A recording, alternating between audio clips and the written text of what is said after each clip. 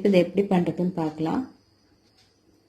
Hi friends, welcome to Uma kitchen. இன்னைக்கு ginger wine எப்படி பண்ணுறதுன்னு பார்க்கலாம். அதுக்கு நான் இங்கே ஜிஞ்சர் 25 கிராம் எடுத்து இந்த மாதிரி கட் பண்ணி வச்சுருக்கேன். இது கிரைண்ட் பண்ணிடலாம்.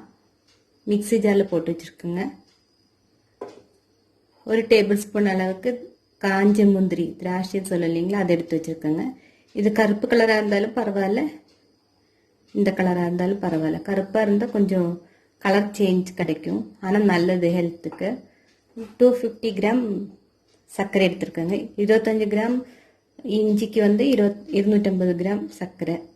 ஒரு டீஸ்பூன் அளவுக்கு ஈஸ்ட்டு. நான் இங்கே ட்ரை ஈஸ்ட் தான் எடுத்துருக்கிறேன். இது நீங்கள் விருப்பம் இல்லைன்னா ஒரு 3 months வச்சா போதும், நல்லா புளிச்சிடும். புளிப்புக்காக தான் இது சேர்த்துறோம். நான் இப்போ இது 21 நாளில் எடுக்கிறதுனால ட்ரை ஈஸ்ட்டு சேர்த்துறேங்க.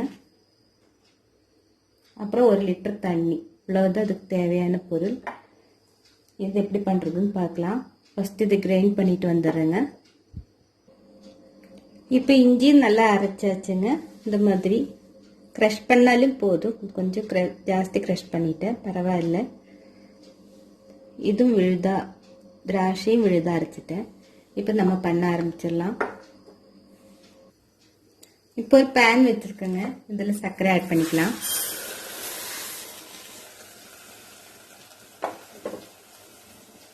ஒரு லிட்டர் தண்ணி ஊற்றிடலாம்.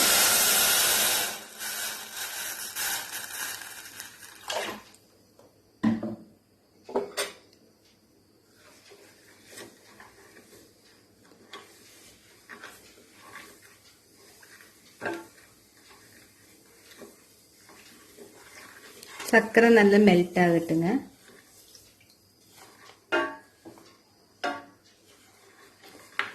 சர்க்கரை கொஞ்சம் மெல்ட் ஆனதையும் ஜிஞ்சர் இடிச்சதை ஆட் பண்ணிக்கலாம். ஜிஞ்சரும் திராட்சை ஆட் பண்ணிக்கலாம். ரொம்ப ஈஸி தான் பண்ணுறதுக்கு. நமக்கு டைஜஷன் ப்ராப்ளம் ஏதாச்சும் இருந்தால் கொஞ்சோண்டு ஒரு 1/4 கப் அளவுக்கு குடித்தா நல்லா இருக்கும். இது வயிறு வந்து வெயிட்டான மாதிரி இருக்காது, நல்லா இருக்கும். டைஜஷனும் நல்லா இருக்கும், நல்லா பசி எடுக்கும்.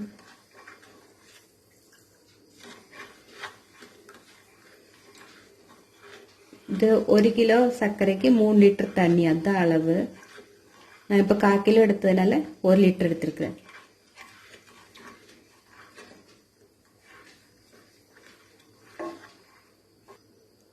இப்போ சர்க்கரை நல்லா மெல்ட் ஆயிடுச்சுங்க. நல்லா கொதி வர ஸ்டேஜ் ஆயிடுச்சு. இந்த ஸ்டேஜில் நம்ம இடித்து வச்ச இந்த ஜிஞ்சர் ஆட் பண்ணிக்கலாம்.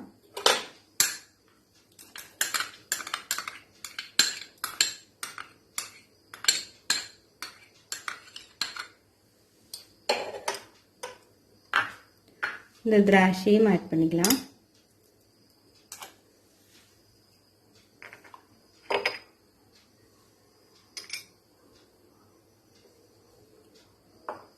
நல்லா கிளறி விட்டுட்டு ஸ்லிம்மில் வச்சு ஒரு 5 நிமிஷம் நல்லா கொதிக்கட்டுங்க.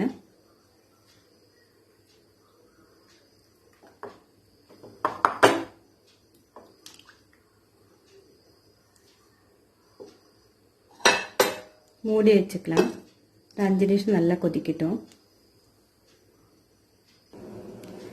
நல்லா கொதி வர ஆரம்பிச்சிருக்கு பாருங்க. திறந்து பார்க்கலாம். பாருங்க, நல்லா கொதிச்சிருச்சு. அந்த இஞ்சியோட சத்தெல்லாம் இறங்கி நல்லா இருக்கு பார்க்குறக்கு.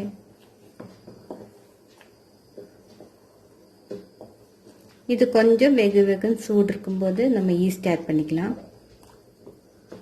இப்போவே ஆட் பண்ணோம்னா ஆக்டிவேட் ஆகாது, அதனால லைட்டாக சூடு தொடுற அளவுக்கு சூடு இருந்தால் நம்ம வந்து ஈஸ்ட் ஆட் பண்ணிக்கலாம். நல்லா கொதிச்சிருச்சு. இந்த அடுப்பை ஆஃப் பண்ணிடலாம். கொஞ்சம் ஆறட்டுங்க. ஆறிட்டு நான் காமிக்கிறேன்.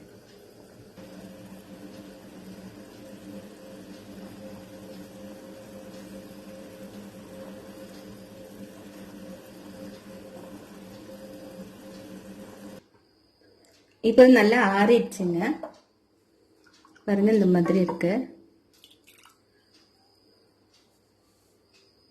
இதில் ட்ரை ஈஸ்ட் ஒரு 1/2 டீஸ்பூன் ஆட் பண்ணிக்கலாம். நல்லா கிளறி விட்டுடலாம்.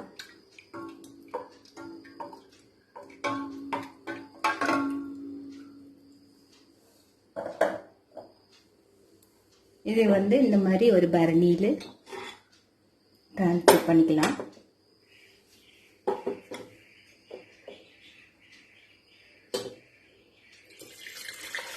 வடிகட்டெல்லாம் வேண்டியது இல்லைங்க, இப்படியே ட்ரான்ஸ்ஃபர் பண்ணிடுங்க. நல்லா ஊறி ஒரு 21 நாள் கழித்து நம்ம ஓப்பன் பண்ணி பார்க்கலாம். நல்லா கட்டி வச்சுருங்க. ஒரு நல்ல துணியால் இந்த மாதிரி கட்டி வச்சுருங்க.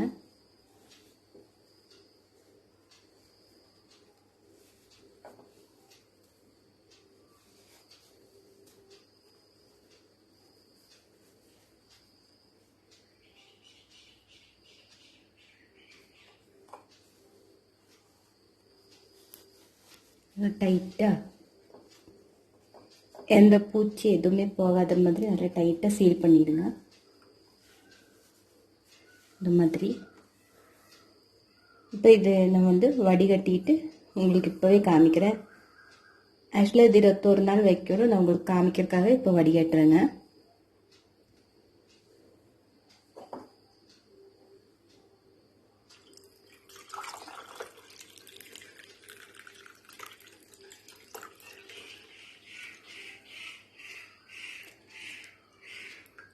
இந்த ரெசிபி எல்லாருக்கும் பிடிச்சிருக்குன்னு நினைக்கிறேங்க.